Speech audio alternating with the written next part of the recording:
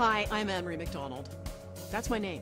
But I'm not sharing my address, phone number, the schools I attended, or my best friend's birthdays. People don't seem to understand that private data is private for a reason. You know what else I'd keep to myself? Silly photos, personal grudges, and anything even remotely embarrassing from the distant past. That stupid picture of you doing that dumb thing is still there, even if you're 4 years older. Thing is, millions are sharing very personal news nowadays. I think Facebook brought the end of my marriage much quicker than it would have been. The cop just kept looking at the screen and saying, I can't believe how stupid this guy is. This Doc Zone is all about Facebook follies. Human beings, by nature, are social creatures. One of our most basic and primitive needs is to connect with others. When the telegraph was invented in the 19th century, it changed everything. And all the innovations in communication that followed served the same purpose: to bring people closer together. Some of you have probably already heard about Facebook. We record our lives, we interact with others, and without a care in the world, we share our personal experiences online. You could say it's a modern version of the old primitive need.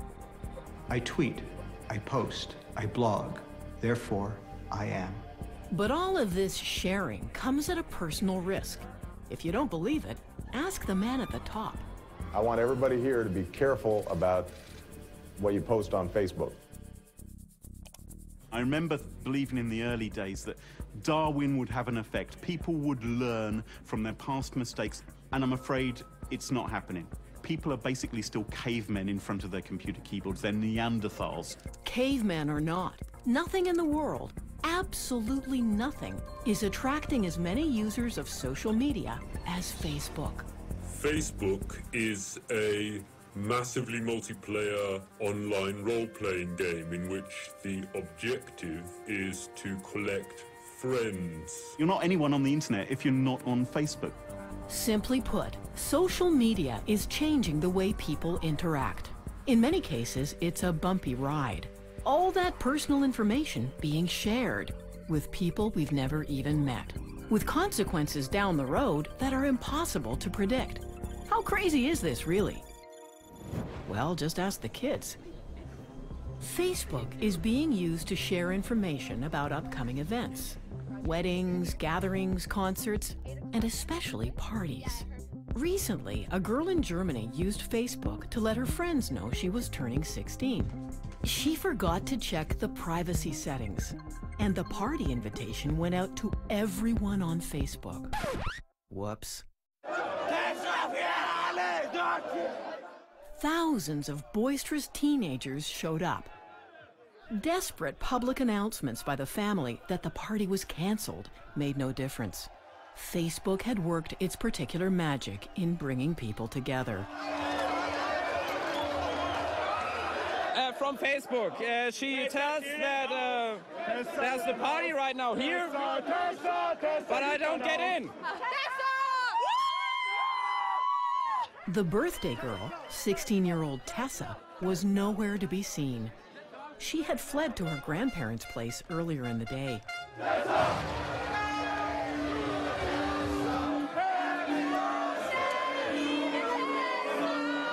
One careless click on Facebook, a momentary lapse by a 16-year-old, a lifetime of Facebook notoriety. Tessa found out fast what the consequences of a Facebook mistake can be. But it doesn't always play out this way. Sometimes it can take years. British Columbia is known for its sometimes scrappy provincial politics. This is one of its many ridings, Vancouver Falls Creek, a mix of residential and commercial. In 2009, this was a Liberal-held riding. The provincial NDP wanted to change that, and they thought they might with a fresh candidate, someone completely new to politics.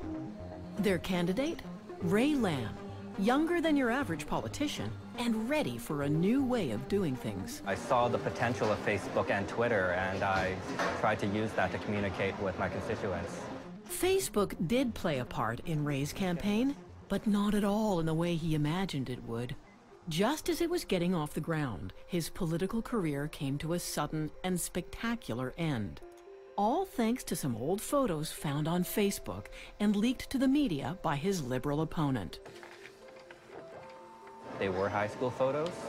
In that context, it's fairly innocuous, but the context that it was put in during the campaign made it a lot more volatile than it actually was. In one photo, I'm dancing with a friend of mine and my hand is on her breast. In another photo, I have two friends that are looking at my underwear.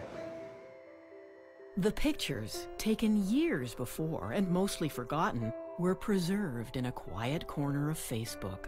The news wasn't covering NDP policy decisions anymore or the NDP platform. They were talking about these Facebook pictures.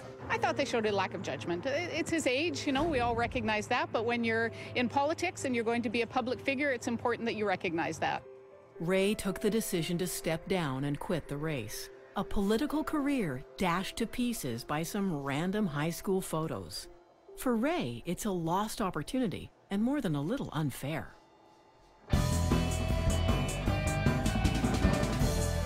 Clive Thompson is a freelance journalist. His expertise is the internet and how it's changing the way our lives are being recorded. You know, for generations, we've been able to move on from bad or dumb things we've done. But in Facebook, social forgetting is a lot harder because that photo of that dumb thing you did is still there. It doesn't degrade. So the fear is that Facebook makes social forgetting difficult or impossible. It makes it harder to move on from things you did in the past.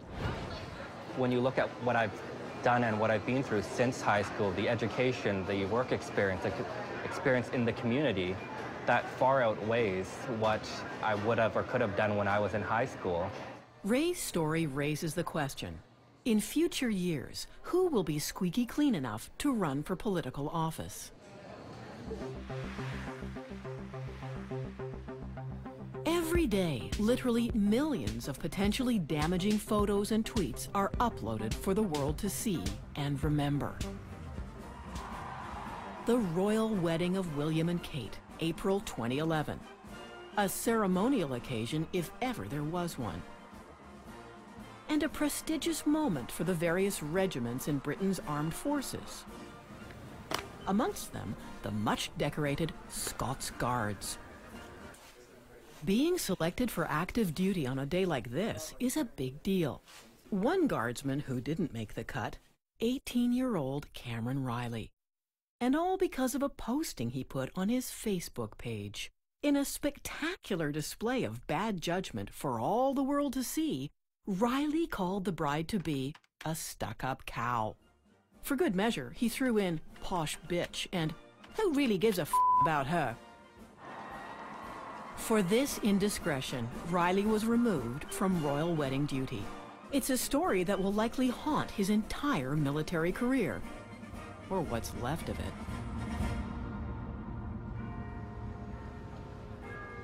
Another Briton who probably wishes he had kept his thoughts to himself is 26-year-old accountant Paul Chambers. Chambers had bought a ticket to fly from a small regional airport to Belfast to visit his girlfriend. 9 days before he was due to fly, the airport was shut down by a snowstorm. Chambers decided to send the airport a friendly warning via his Twitter account. Crap.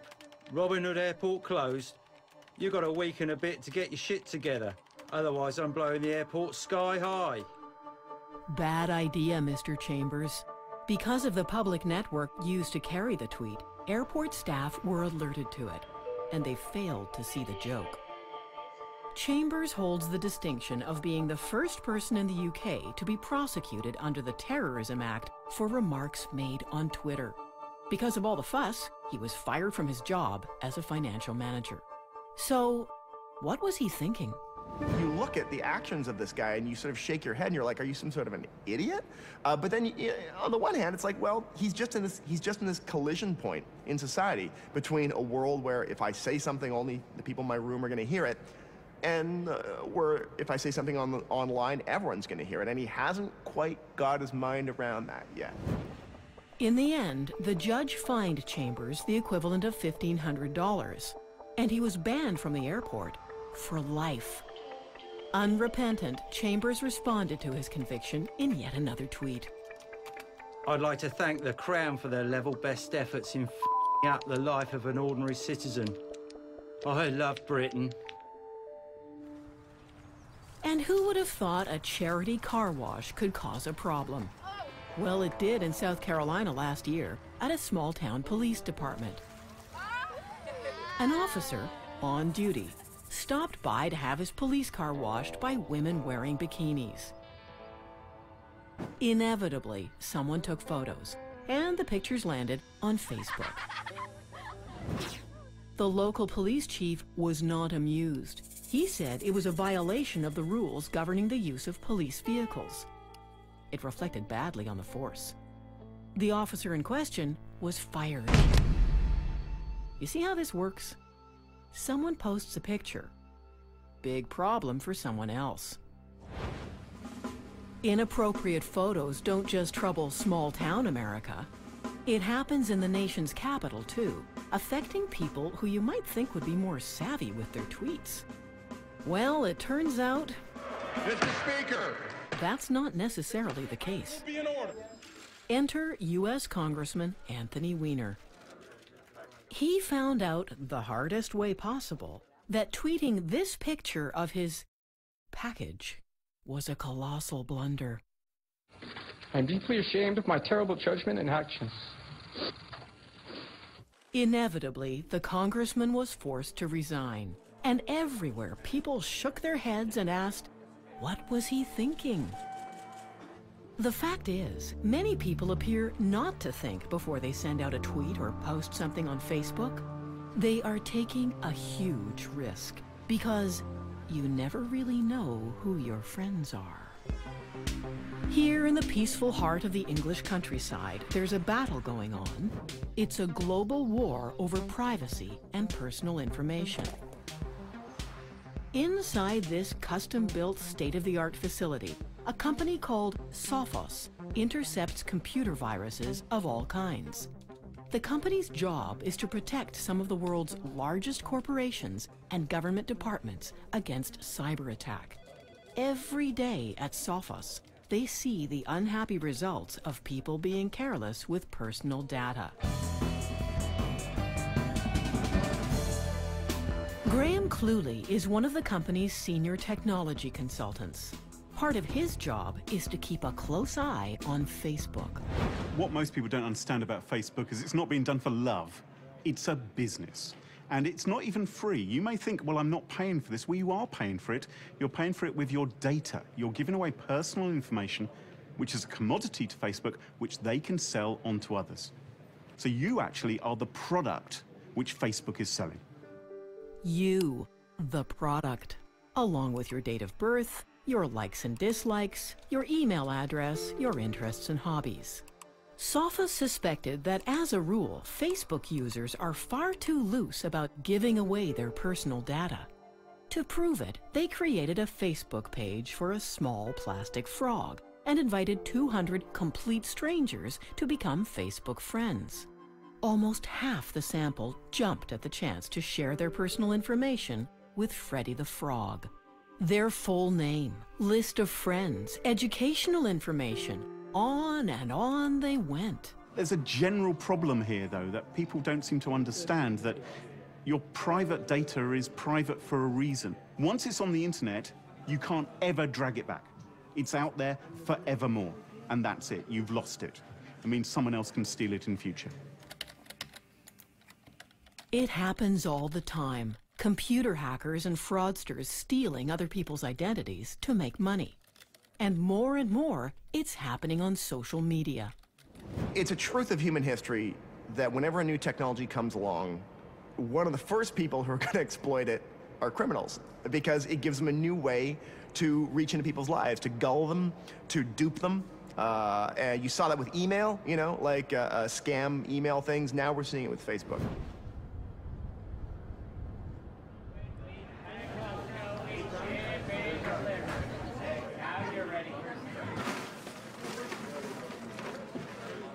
Brian Rutberg knows a thing or two about internet scams. For years, he worked at Microsoft as a communications director. In 2009, his Facebook page was taken over by a professional hacker. Beautiful. My daughter was doing homework on the couch. She finished her homework, checked her Facebook page, and saw that my status had updated to Brian Rutberg is in urgent need of help. Dad! So she yelled back, is everything okay? And yeah, everything's just fine. Of course, everything wasn't fine. The hacker was methodically contacting all of Rutberg's Facebook friends, telling them that he was in big trouble. I've been held up at gunpoint in London. I'm here with Sharon and the kids. Of course, they knew my wife's name because she was a friend of mine on Facebook. They could see my pictures. I felt terrible about this because I knew that whoever this was who had taken over my page was going to be trying to reach out to all my friends. That was going to be a headache for me, and I felt terrible for what it was going to do to my friends. The hacker on Rutberg's page was persistent. Before long, he found someone willing to send money to a Facebook friend in need. Rutberg's longtime friend Benny stepped up. In the end, he sent over $1,200 in 2 separate payments through Western Union, and someone in the UK went to the Western Union office and picked it up, claiming to be me. This cry for help scam has its origins centuries ago in the reign of Elizabeth I. Back then, the victims were conned into handing over money to help release Englishmen supposedly locked up in Spanish dungeons. It's known as the Spanish prisoner scam. And 400 years later, high-tech descendants have found their way onto Facebook. Facebook is the fastest growing hotbed of computer crime that exists on the internet. There's more crime, spam, scams, malware taking place on Facebook than anywhere else. If you want to go into the cybercrime hub of the world, right now, it's Facebook. When we come back, the face of crime on Facebook for all the world to see. We've even seen criminals and burglars post pictures of themselves at the burglary scene with the money in their hands and posted it up on Facebook.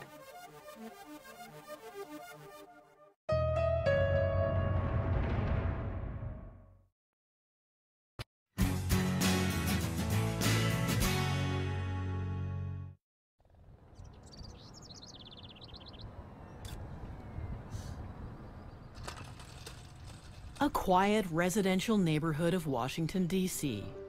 This is newspaper editor Mark Fisher and his son Aaron, both Facebook users. Facebook friends, in fact. Not long ago, in the sanctity of their own home, they experienced firsthand just how bizarre the new world of Facebook can be. It started on a Friday afternoon. Someone broke into their house through the back door. The burglar worked his way through the rooms, taking anything that caught his eye, including some cash and Aaron's laptop. He also helped himself to a brand new winter coat that had just been delivered from Macy's. The thief was long gone before Aaron got home from school, realized things were missing, and emailed his parents.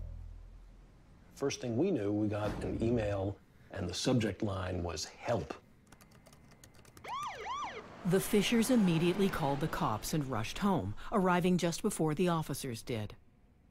The police threw us out of the house in a matter of seconds so that they could search the house, see if anyone was still here.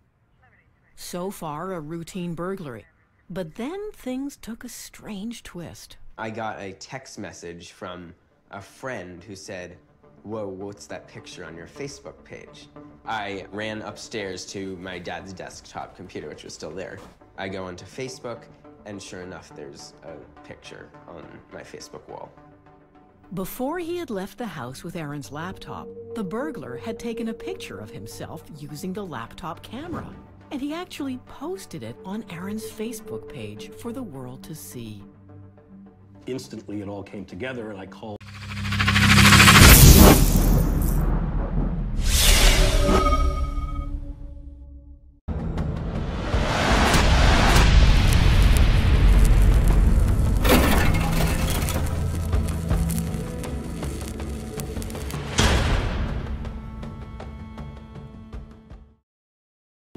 police officers into my office upstairs and showed him the photo and said, "That's your guy." He's wearing a big coat, and he kind of has this smirk on his face, and he's pointing to the cash with his other hand. The cop just kept looking at the screen and saying, "I can't believe how stupid this guy is." Because not only did he take control of Aaron's Facebook account, but he then signed off Aaron's Facebook and signed on to his own account using the same computer, the same stolen computer. Police were able to trace the burglar through his Facebook account, and he was arrested and charged. 19-year-old Rodney King pleaded guilty and is now serving time in prison. It's not known whether he still keeps up his Facebook page. One of the problems we humans have is that we're often kind of bad at judging whether or not something we're doing is stupid or not, or is going to look stupid a year from now, you know? Because, like, particularly if you're young, you know, like, your identity changes very quickly, and the person you are at, like, 19 might be completely different from the person you are 2 years later. One of the challenges Facebook has is that, you know, we might put up a photo thinking this is really funny, and then 2 years later you're looking for a job and your potential boss is querying this. That stupid picture of you doing that dumb thing is still there exactly as it was the day you did it, even if you're 4 years older. Case in point, the riots in Vancouver after the Stanley Cup final. Literally hundreds of people posed for pictures and videos, many of the images destined for Facebook and YouTube. It was as if all that mattered were the pictures themselves, not the consequences sometime down the road. Everything was happening right then, right there, and nowhere else. Which, in the age of social media, is clearly not the case. Dr. Mark Fetterman is an educator and an expert in the way new media is changing the way people connect. The world is today a different place than the world in which many of us grew up. Our experience of the world seems so strange. There are people doing things that seem inappropriate. Old rules don't seem to apply, and we're really confused and conflicted about it. Because we're living through a time of massive transformation, the likes of which we haven't seen since the middle of the 16th century. A rich stream of the sights and sounds of that evening in Vancouver was available instantly online. The global connection that social media creates is all-seeing and never forgets. We are all connected. We all do things that affect one another. We all have an effect on people that we don't even know, on far places around the world. So it is important, I think, for all of us to realize that what I do here affects you there, because there is no there, there's only here. And online, everywhere is here. And right now can be forever. Immediately following the Vancouver riots, a new Facebook page sprang up. Its purpose was to identify rioters from the available pictures, to name them and publicly shame them. Some people called it an online lynch mob. Regardless, the site is full of pictures of people doing things they never imagined would be seen all over the world. And in real life, if you say something, if you do something, the people in your immediate vicinity will know about it, but really no one else, most of the time. Whereas on Facebook, if you say something or do something, the people that follow you will discover that, and some of the people you forgot were following you, that you friended a year or two ago, will see it, potentially, and maybe their friends of friends will see it, and maybe someone will cut and paste it and send it somewhere that you would never have dreamed of. And that is what a lot of people still don't get about Facebook. And pictures like this can be misleading. Who is actually rioting? And who isn't? What we think we see in a Facebook post may not be what is actually going on. It's a little more than an hour's drive from Montreal to get to the Eastern Townships. Here in Cowansville, there's a David versus Goliath struggle being played out. No. Meet Nathalie Blanchard and her lawyer, Tom Lavin. At the local courthouse, they are preparing to do battle with one of North America's largest insurance companies. In 2009, Nathalie was diagnosed with clinical depression. Her employer's insurance company, Manulife, provided coverage and benefits as Nathalie struggled to recover. My doctor said to me, go out. It's very important for you to go out, see people, see your friends, go in restaurant, go in bar, go everywhere you want. As part of her treatment, as well as going out with friends, the doctor also advised that Nathalie go on a trip. So, she went to Florida with her mother. And she put some photos up on Facebook. Somehow, Manulife became aware of the pictures, made a judgment call, and without giving her any other reason, they cut off Nathalie's benefits. The issue is not whether or not they can use what is available to them on Facebook, it's how they use it. That is the problem, is the misinterpretation of what is on Facebook. If, hypothetically, you had a person who was diagnosed and suffering from clinical depression, which is a devastating disease, and the person's family takes them away on a vacation just as a change of scenery, the person posts a picture of themselves, if that investigator then says, aha, the person has perpetrated fraud, cut off the benefits, that fundamentally is wrong. When I put the picture on Facebook, it was only to hide the depression, and I didn't think about who's gonna see the picture. I just want to make people believe that everything is okay in my life. Cut off from her benefits, Nathalie lost her credit rating and, eventually, her house. You know the old cartoon that we see of a guy that's supposed to be off on disability with a broken back or something like that, and he's mowing his lawn, and the detective is underneath a hedge with a camera. We don't have that anymore. Now we have Facebook, which is the same thing, exactly the same thing, except it's more efficient for the insurance companies to use. No one can make a medical assessment, can make a psychological or psychiatric judgment on the basis of an out-of-context picture posted on Facebook. Nathalie's case goes before a judge in 2012.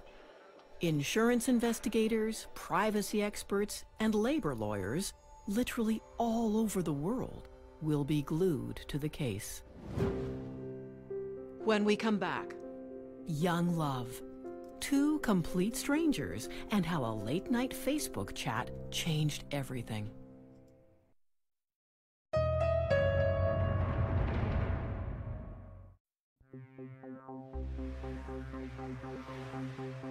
We keep hearing that Facebook is all about making connections. So how about a love story unfolding inside this house near Fort Lauderdale, Florida? Meet two young people with a lot in common, including something you might not expect. My name is Kelly Hildebrandt. My name is Kelly Hildebrandt. K-E-L-L-Y. Hildebrandt. H-I-L-D-E-B-R-A-N-D-T. How many pancakes do you want? For Kelly Hildebrandt and Kelly Hildebrandt, life together began on Facebook. It happened because I was bored one night and I was late and I was searching for my account on Facebook and I typed my name into the search bar and he came up and I saw him on the screen and I was shocked that there was another person named Kelly Hildebrandt and that he was a boy. So I sent him a message. She's just like, hi, how's it going? We have the same name. And next thing I know, I'm flying to Florida to meet the other Kelly Hildebrandt.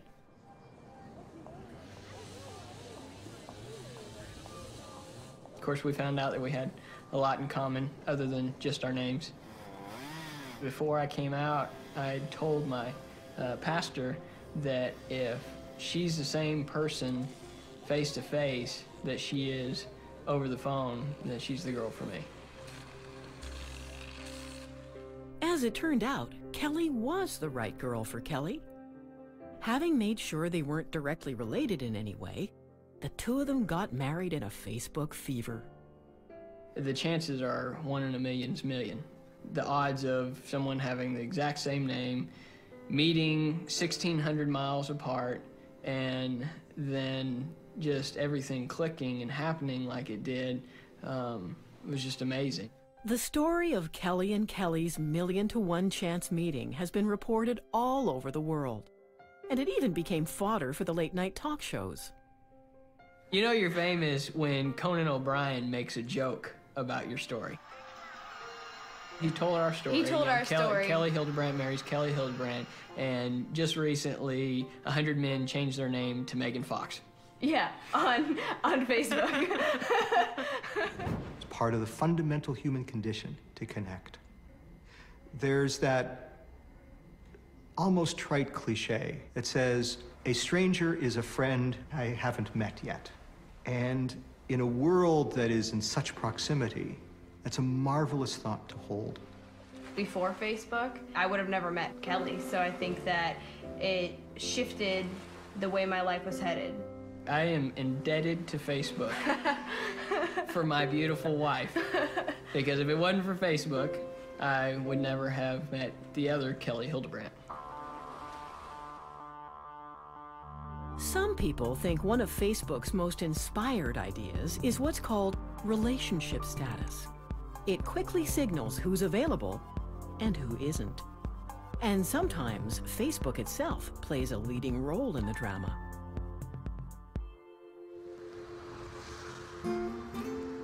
Lowell, Massachusetts is the birthplace of the American Industrial Revolution. Long ago, Lowell boomed with textile mills, which worked the cotton from the South.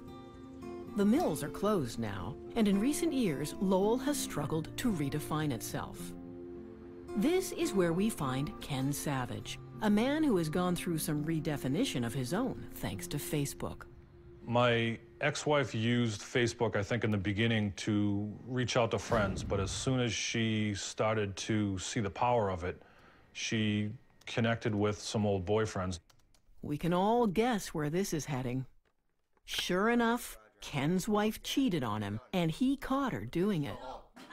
I think Facebook brought upon the end of my marriage much quicker than it would have been. The communication wasn't there. She took her focus away from me and put it onto Facebook, and I think it made her realize as well that this is over, this is not what I want, I'm gonna get what I want through Facebook. Much easier. You will hear stories, and I'm sure they're true, of couples who are like, well, I'm in the room, and I'd like to talk to my spouse, my partner, but they're staring at Facebook, you know? Because there's this very rich stream of social signals that are fascinating, and that person just can't pull away, even though there's someone sitting across the room who's, you know, supposed to be married to them. Ken and his wife split up. I told family members what's going on, why I moved out. I said my wife is cheating on me using Facebook, and they giggled and said, how do you do that? In attempting to answer the question, Ken created a website of his own. The website is called facebookcheating.com.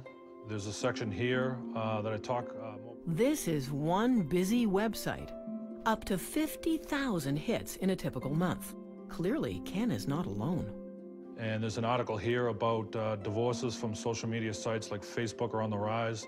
In a recent study conducted by a U.S. law firm, 1 in 5 marital affairs had a clear Facebook connection. Ken has lived through it. A marriage lost, and a new partner found, believe it or not, both on Facebook. And the final twist? Ken now makes money on a site he created all about Facebook cheating. With all this trouble caused by Facebook postings, surely somewhere Facebook has changed family life for the better.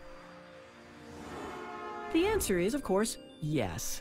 With almost 750 million users in the world, Facebook has helped to make some unexpected family connections.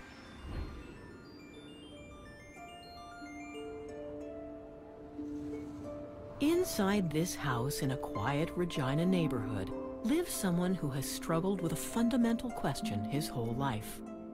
I never had a father's arm around my shoulders. I just never had a father in my life. Meet Jim Toth. educator, artist, world traveler, and one-time magician. Jim's parents split up when he was very young, too young for him to remember his father. And while he did have a stepfather, the identity of his birth father stayed a family secret for decades. I did genealogy searches. I went through the archives in Saskatchewan. I even went through the Mormons to try and find out something about my birth name. And I could get nothing. Yeah, you have to go up to the search bar at the top. Okay. That all changed the day his granddaughter Janelle introduced him to something new on the computer. Joseph. Maybe try Joseph. She typed in whatever she needed, and up came Facebook.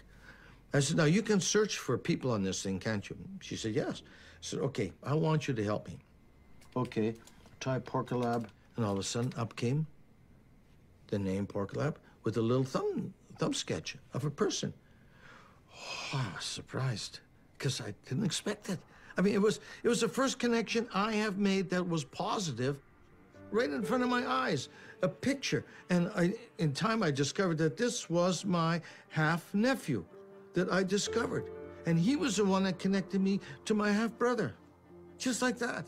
More than 50 years of searching, resolved in a few minutes on Facebook. Hello, Jim.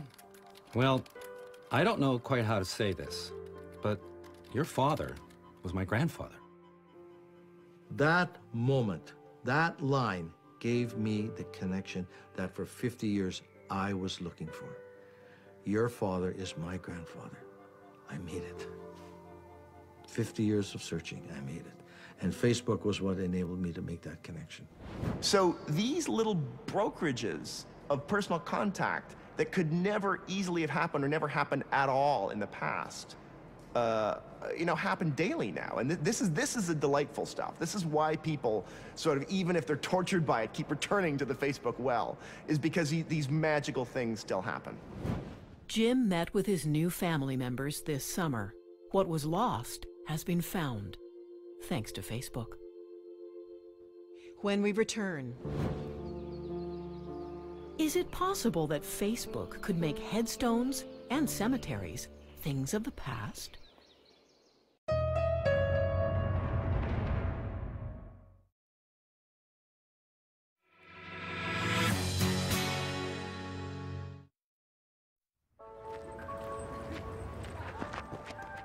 Social media brings us together in countless ways.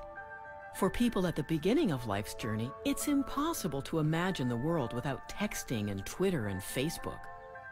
For those near the journey's end, Facebook has raised some interesting questions about what we leave behind. This is Abney Park, a huge Victorian cemetery in London. There are thousands of people buried here, but it's impossible to get a sense of who they were in life. What did they look like? Who were their friends? Who did they love? Elaine Casket is a psychologist at the University of London. She has made a study of how we mourn our loved ones. They created big cemeteries like this in the Victorian period, and it reflected the society in which people lived. Not just the needs of that society, who needed a place to bury their dead, but the tastes of societies. This cold granite or stone engraved thing, what is that of you? How is that a representation of the self? It's not, but a Facebook profile is. The way that people commune with the dead reflect the way that people live. We live in a social networking age. It makes total sense, therefore, that people are going to commune with people who die via social networking media, because that's the way our society is set up. I'm gonna walk with my Prince of Peace away down by the riverside, way down by. These are family and friends gathered together to say goodbye to Wilma Jones. She is going to be sadly missed by us all because she was loved by us all. Wilma was a Facebook user. After she died in 2010, her page stayed up, and people started leaving posts on her wall for everyone to see. I ain't gonna study the war no more. I love you, Wilma, and I know that heaven has accepted you with open arms. Since you're there, Give all the family a big hug and kiss for me. If you're a really avid Facebook user and you post lots of things and you have lots of friends and lots of conversations and lots of comments on photographs and all these kinds of things, it's an incredibly rich and complex record of who you were. Not just who you were as an individual, but who you were in the context of all of your relationships, including your relationships with the people that you leave behind when you die. Jesse, okay? She's just like love. That's what Wilma is. Just love. That's all I'd like to say. Thank you, Jesse. I think she's a testament to what we need to remember, what life is about. For a lot of people, it seems like continuing to communicate with somebody on Facebook feels like the most real, most connected kind of way that they can really speak to somebody and have faith that they're being heard. And that's quite powerful stuff.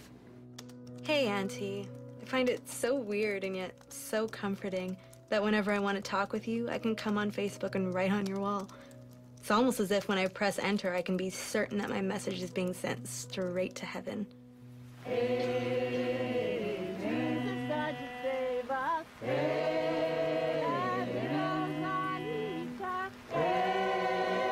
So one does wonder whether, in the future, one wonders whether there will still be places like this, full of grave markers like those that surround me here, because it's hard to imagine the need for it when there's such a vivid representation of the person that you lost right there in front of you on your computer screen or on your phone screen.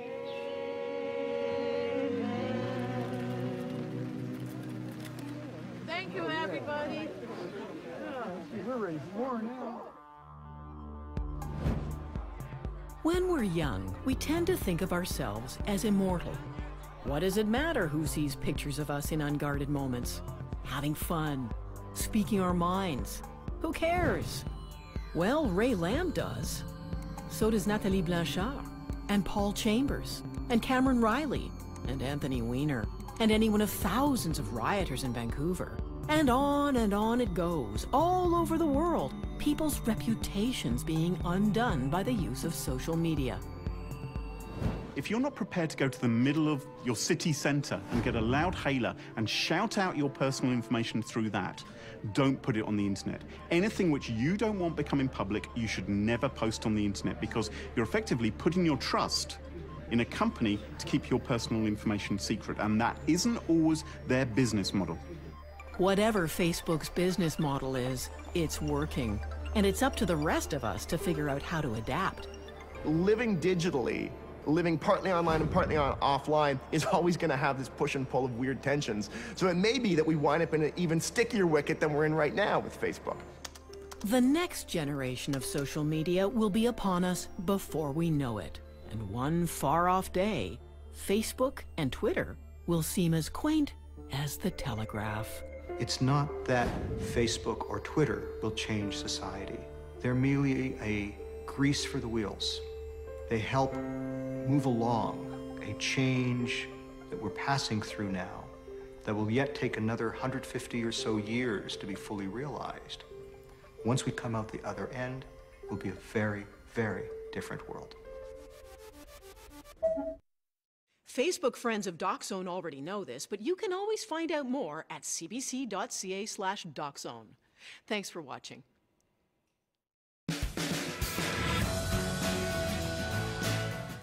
Join us in 2 weeks for The Nature of Things. A journey to the Amazon rainforest in search of an ancient plant medicine that may offer hope to addicts. It's not the ayahuasca, it's the ritual use of the ayahuasca. What the medicine gave to me was the ability to accept that I'm hurting. Next week on DocZone.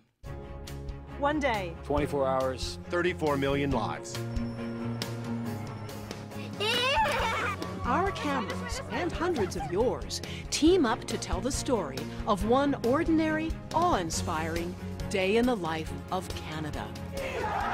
There's more about both tonight's programs at cbc.ca/docs.